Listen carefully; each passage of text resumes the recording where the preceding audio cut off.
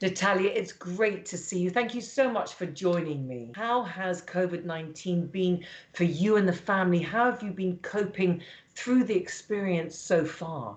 Well, the confinement was hard in some ways, but of course not as hard as on many people affected by this horrible crisis that we're going through. But we were in the countryside, so it was lovely to be with the family.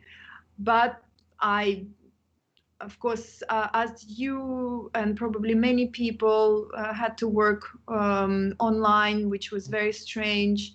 And of course, I had to cancel a lot of events and fundraising events for Naked Heart Foundation and travel for other projects that are important to my heart, like female health empowerment. So that was really difficult. But at Naked Heart Foundation, we have managed to switch very quickly. We were very reactive, and we did a few online dinners that worked really well, and people were very generous in supporting us. But also on the programming side, we managed to bring every single child under our care to online schooling as well, and that actually had fantastic effect. It was shaky in the beginning because a lot of parents are not used to working with their children. But as parents got used to, like all of us in a way, to this online method of work, as a result of almost 3 months confinement, a lot of parents got to understand their children and their needs better, and understanding what exactly that we do at Naked Heart Foundation to help their children. And so now parents are much more motivated, much better informed, and have the tools to continue helping their children even outside of the school, now that children are gone back to school in September in Russia. You have the charities projects in Russia as well, Natalia.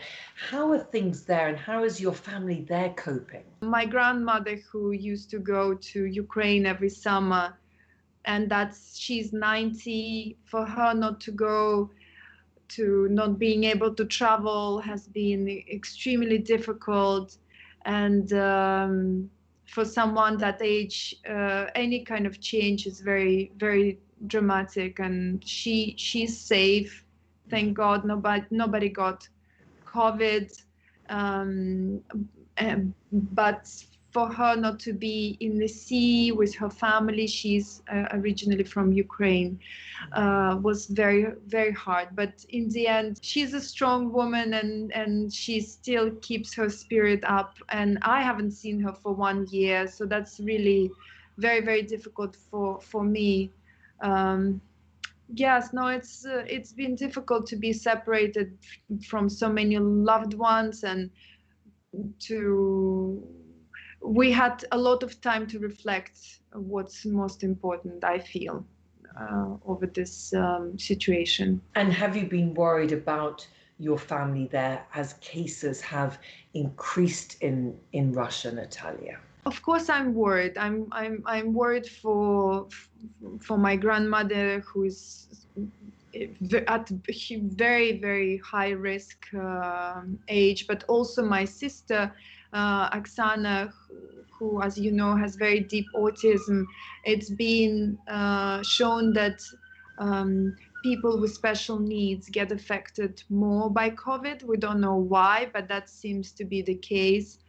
And my mom, of course, and everyone, like everybody, I'm very anxious for my family's safety. But the good thing is, or if you may say that that's good, but yes, it forces us to call them more, to speak more, and as a result, they don't have COVID, but we have spent summer in much close contact than we would usually be, because usually we spend some holidays together, and that sort of provides that time. But during this moment, I felt like just being always in touch with my family and friends have been really important for just my sanity through this moment. Do you think the government are coping well there? Do you think they're giving enough help? Well, I must say that COVID came to my country at the later stage, and Italy and France have been very good at sharing information with Russia. Therefore, Russia could be better prepared.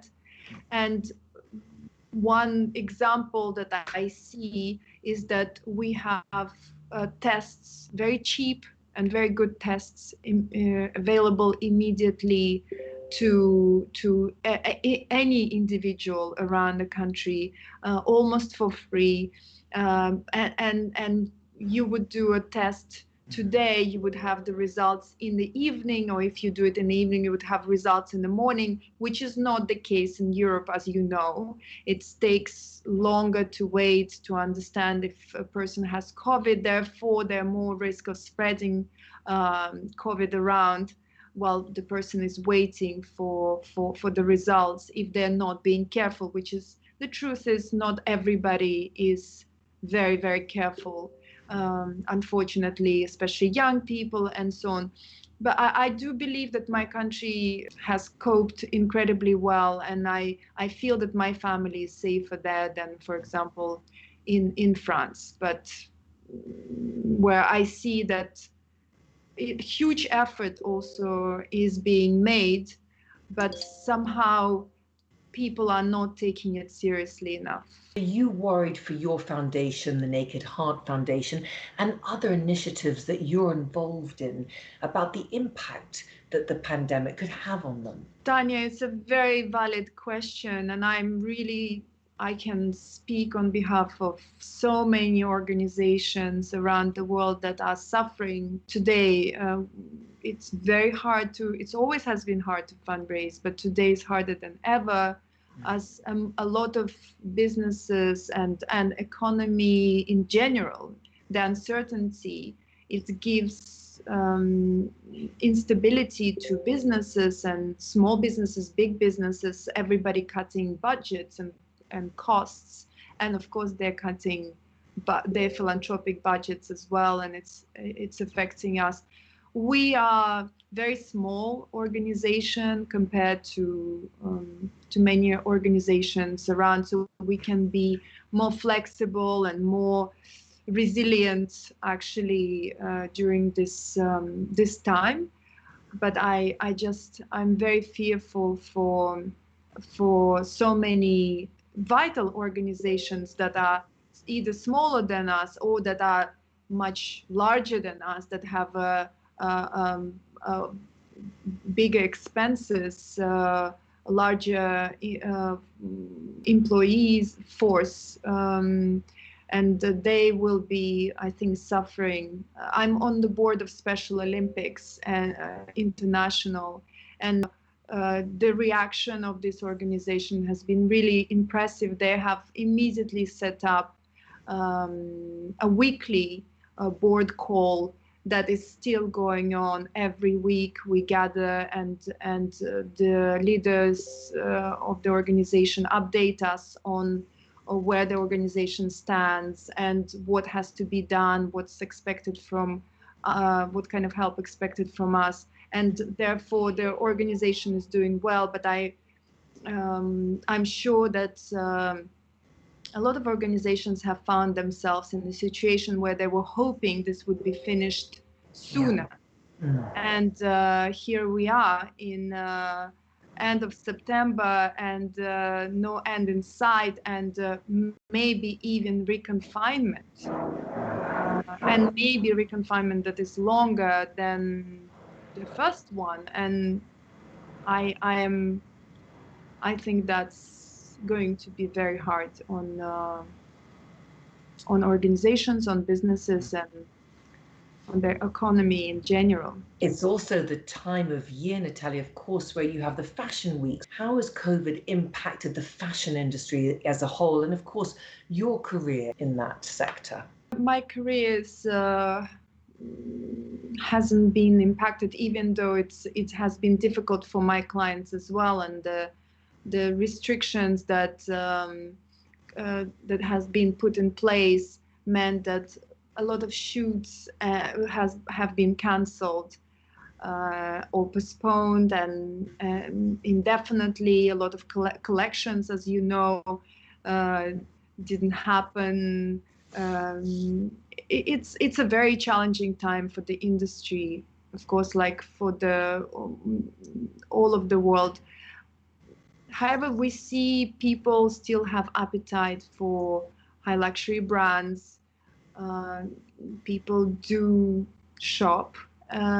People still are very interested in fashion, and as I think any industry that provides escape, I would say, from reality. That's what it is. Fashion industry is about dreams. It's like art. We can't say that art is vital to our lives, but it is. We need it. We need that escape. We need beauty in our lives. And fashion industry, luckily, is still relying on this need of people to themselves with beautiful objects and wear beautiful clothes. I would say it's my opinion. I'm not talking on behalf of industry. I think that anyway, it was time for change in terms of the way industry for the fashion shows, the way industry just delivers the message and how we market it to people, going from one fashion week to another fashion week to another fashion week, has become extremely tiring for many players in the industry and expensive, more and more expensive each year. The shows, because of the competition for the viewer on Instagram and or other social media, that fight became unsustainable. And so I'm glad to see, yes, that there is a blessing in disguise potentially for the industry to reinvent itself, reinvent the way we shop, but also as consumers, but also the way the industry speaks to us about the collections and the brands in general. And also diversity and sustainability, a big theme as well in the fashion industry. What are your views on that, Natalia? Well, I think that the industry has done a huge leap towards seeing itself as a platform for change.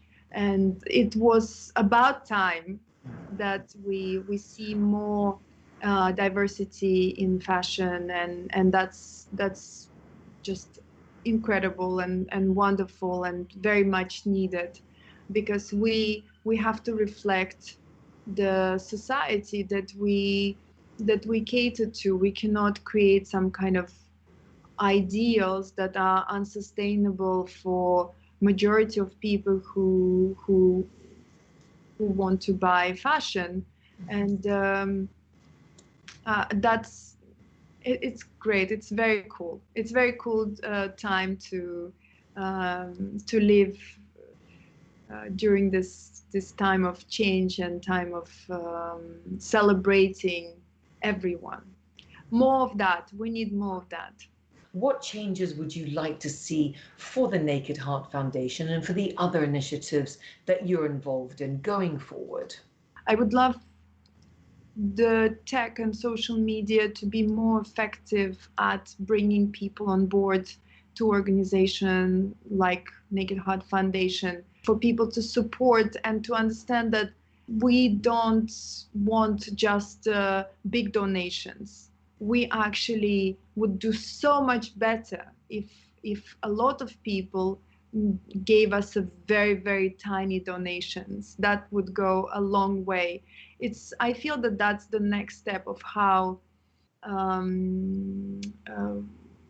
social media and tech needs to change in order to really lift up organizations like mine. On a positive note, I just wanted to say congratulations, you just got married. Yeah, thank you. Thank you very much. We had to postpone our wedding from earlier this year. We were supposed to have the civil wedding in May, and then this was the first slot that we had available in September.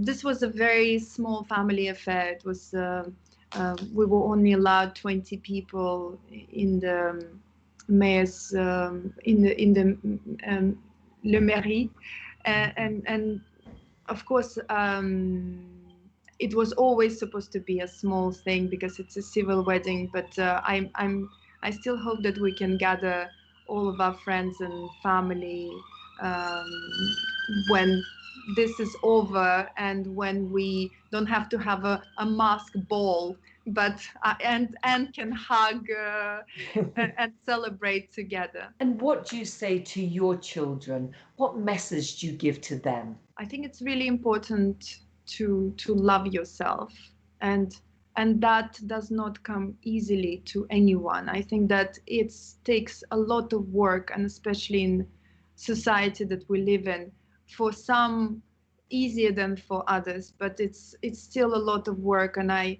encourage everyone to start loving the world by first loving and accepting themselves, and nourish themselves, and